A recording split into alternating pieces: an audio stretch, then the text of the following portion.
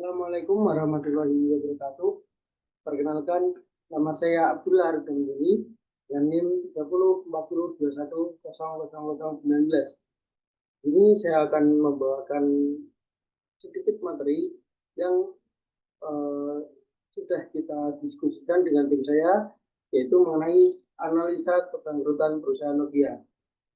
Presentasi ini yaitu untuk menuntaskan tugas saya di mata kuliah manajemen risiko kelas MC5E. Oke, langsung saja kita masuk ke pembahasan. Yang pertama yaitu tentang perusahaan Nokia.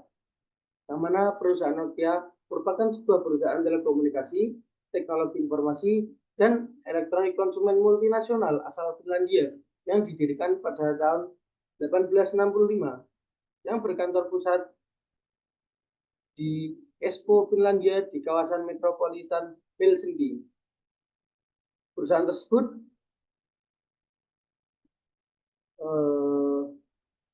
didirikan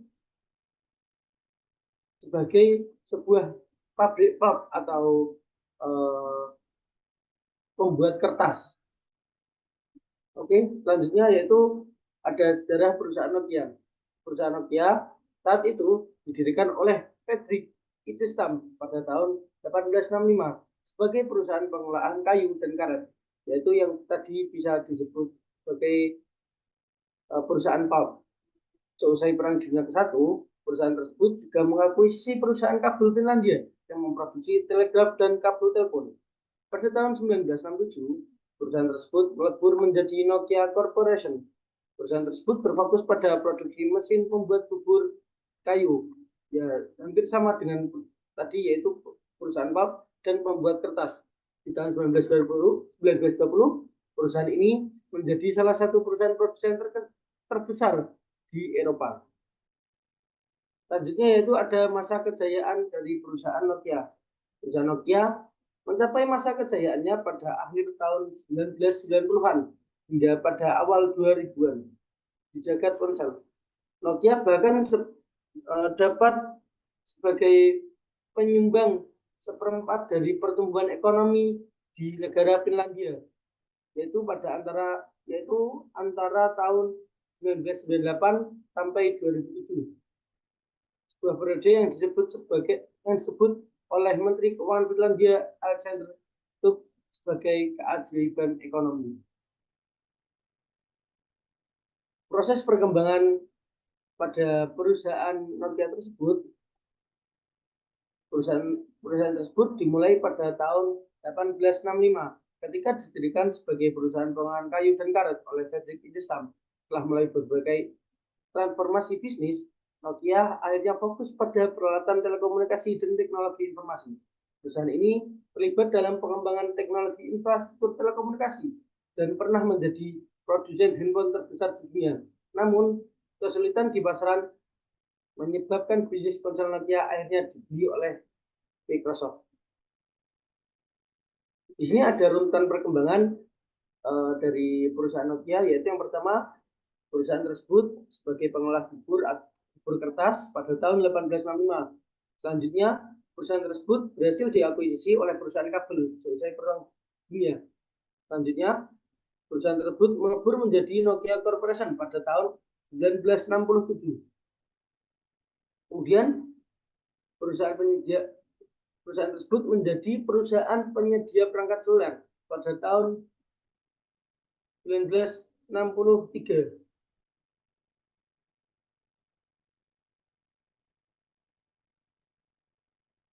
Dan kemudian pada tahun 1982, perusahaan tersebut meluncurkan perangkat smartphone pertamanya. Setelah itu pada tahun 1987, perusahaan tersebut berhasil memproduksi telepon genggam untuk pertama kalinya.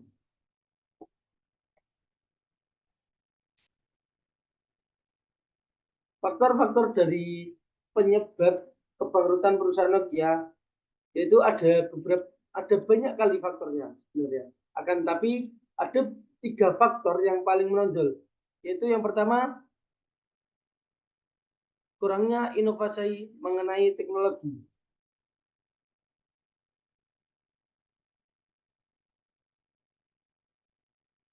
yaitu mereka bisa bangkrut dikarenakan mereka kalah dengan kualitas teknologi yang ada pada saat itu, yaitu dari perusahaan Apple. Selanjutnya, arogansi jajaran manajer. Pada saat itu juga terdapat intimidasi terhadap manajer level menengah ke bawah, yang mana adanya ancaman tekanan sehingga manajer kelas menengah bawah itu tidak bisa berbuat apa-apa dan tidak bisa berkembang. Dan dari perusahaan Nokia tersebut, mereka menutupi terjadinya arogansi pada jajaran manajer tersebut, dikarenakan mereka takut para investor akan menutup dana untuk perusahaan tersebut. Selanjutnya yaitu ada kultur perusahaan yang kaku dan lemahnya visi perusahaan yang menyebabkan turunnya kualitas dari perusahaan Nokia. Oke, next ada analisa risiko. Menurut studi How Nokia Lost the Smartphone Battle menunjukkan pentingnya menjaga emosi bersama di antara karyawan. Menjaga karyawan buruk bisa berdampak bagi kekuatan perusahaan untuk bersaing, seperti yang dialami oleh Nokia tersebut. Jadi inti dari perusahaan bisa berkembang itu dimulai dari isi dari perusahaan tersebut, yaitu adalah SDM, kualitas dari SDM tersebut atau kualitas dari karyawan tersebut. Oke, next. Di sini ada mitigasi dari perusahaan Nokia. Berikut adalah beberapa cara yang dapat diambil untuk mengatasi masalah perusahaan yang terjadi pada perusahaan Nokia. Yang pertama yaitu perlunya pengembangan produk inovatif. Ya, seperti tadi, agar bisa lebih bersaing untuk melawan atau bersaing dengan perusahaan lain yang sama di bidang teknologi. Selanjutnya yaitu ada perlunya pelatihan dan pengembangan sumber daya manusia. Selanjutnya ada pengelolaan manajemen yang efektif, pemasaran yang efektif, pengembangan infrastruktur telekomunikasi, dan kolaborasi dengan perusahaan lain. Mungkin cukup sekian dari saya. Dapat kita ambil kesimpulan, perusahaan Nokia adalah perusahaan yang memiliki sejarah panjang yang pernah menjadi produsen ponsel terbesar di dunia, bahkan sempat menjadi pemasok seperempat dari ekonomi negara Finlandia. Namun, perusahaan tersebut mengalami kesulitan di pasaran ponsel selama beberapa tahun terakhir ini. Dan saat ini berfokus pada pengembangan teknologi dan infrastruktur telekomunikasi berskala besar serta pemberian lisensi paten. Terima kasih. Mungkin cukup sekian dari saya. Akhirul kalam.